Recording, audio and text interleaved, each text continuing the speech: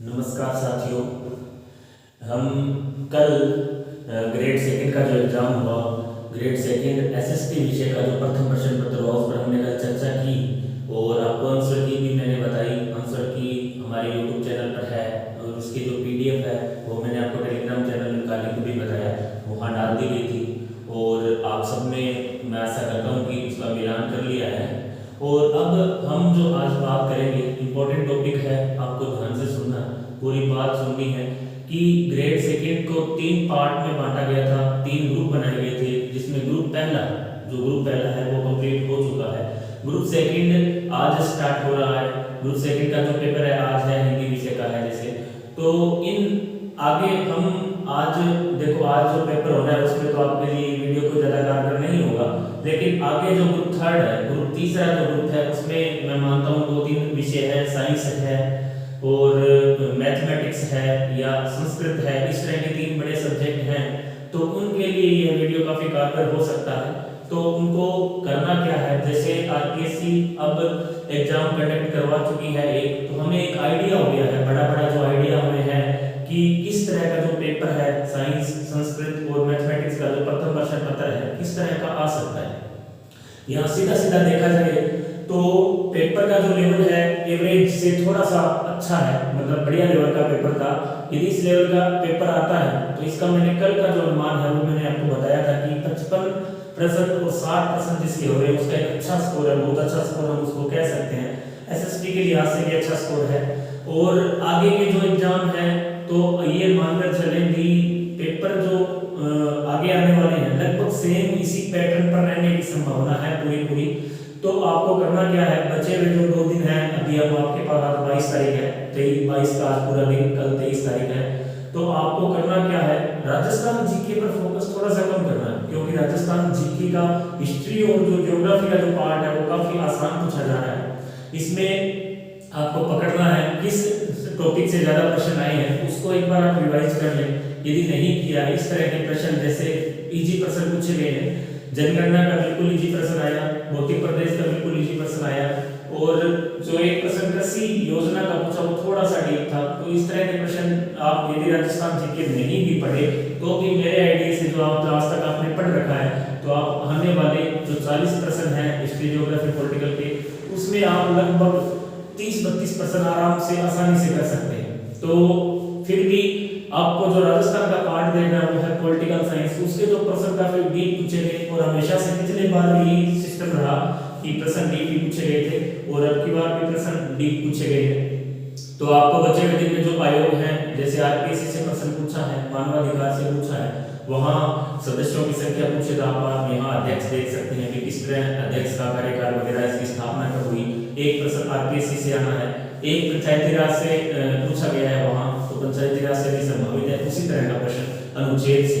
तो political science में अनुच्छेद पर काफी, अब देखो विधानसभा से भी प्रश्न, राज्यपाल से भी प्रश्न। तो आप यदि मेरी माने तो बचे हुए जो 2 दिन उसमें केवल अनुच्छेद पर फोकस करें और राजस्थान की पॉलिटिकल साइंस पढ़ें, क्योंकि हिस्ट्री, ज्योग्राफी वाला जो पार्ट है वो मैं नहीं समझता कोई ज्यादा टफ पूछा गया, आगे भी नहीं पूछा जाएगा और आप लगभग उसे कवर कर लेंगे।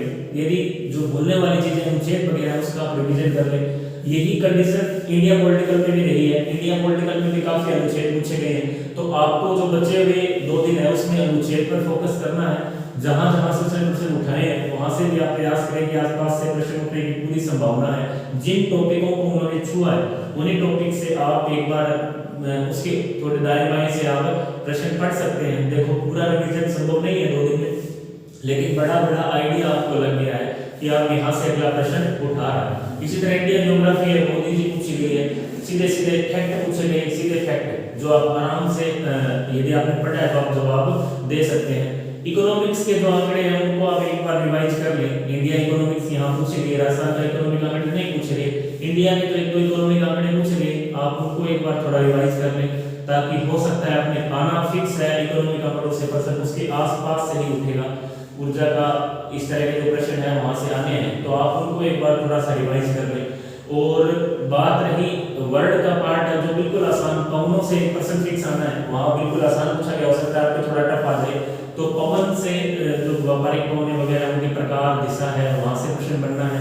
इसके अलावा महासागर से जो कटक पूछा गया है, तो महासागर से भी प्रश्न पूछा जाना है एक प्रश्न का, आप उसके आसपास से ही थोड़ा ध्यान में रखें। तो एक प्रश्न वहां से भी सही, यदि महासागर में पूछे वो महाद्वीप की जो चोटियां हैं उनके स्थान या उनका क्रम या पर्वतमाला वगैरह भी आपसे पूछ सकता है। और यहाँ यूएनओ से प्रश्न नहीं है तो हो सकता है एक आधा प्रश्न यूएनओ से भी आ सकता है। भारत की विदेश नीति से उन्होंने प्रश्न पूछा, वहां से भी संभावना है। तो इस तरह मिला जुला पार्ट उन्होंने पूछा है। और आप यदि बचे हुए 2 दिन में मैं समझता हूँ इस पेपर का भी एनालिसिस करते हैं तो आपको काफी बेनिफिट होने वाला है।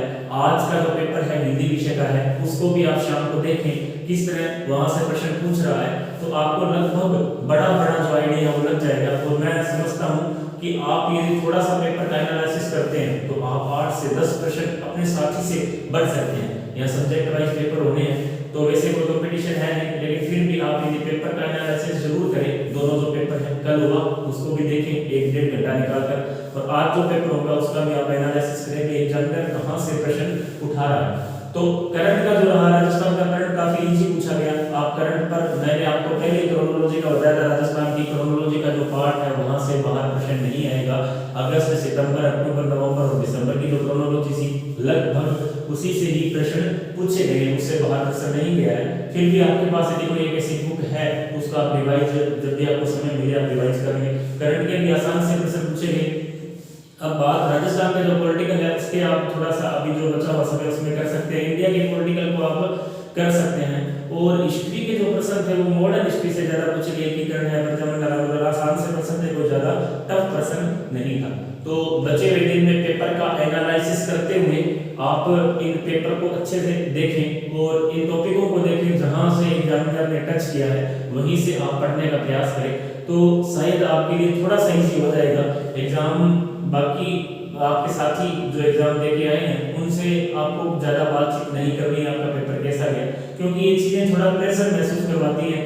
जब अपने पूछते हैं वो अपने हिसाब से अपने तरीके से आपको जवाब देते हैं, तो उसमें थोड़ा सा अपने को आपको दूरी बनाए रखनी है। जब भी आपका एग्जाम हो जाए 24 तारीख के बाद आप आराम से बातें कर सकते हैं। अभी 2-3 दिन हमारे पास बचे हुए हैं, तो आप कोशिश करें कि इस पेपर को थोड़ा देखें। पेपर का लेवल लगभग यही रहेगा, तो आप मानकर चलें। देखो मैं आपको पहले बता दूं जो साइंस स्ट्रीम के बच्चे हैं आपको ज्यादा रिस्क नहीं लेनी है। देखो इसमें भी बहुत से ऐसे डीप प्रश्न पूछे गए 5-4 पॉलिटिकल में जिनके बिल्कुल अनुच्छेद आपको उन प्रश्नों को टच नहीं करना है।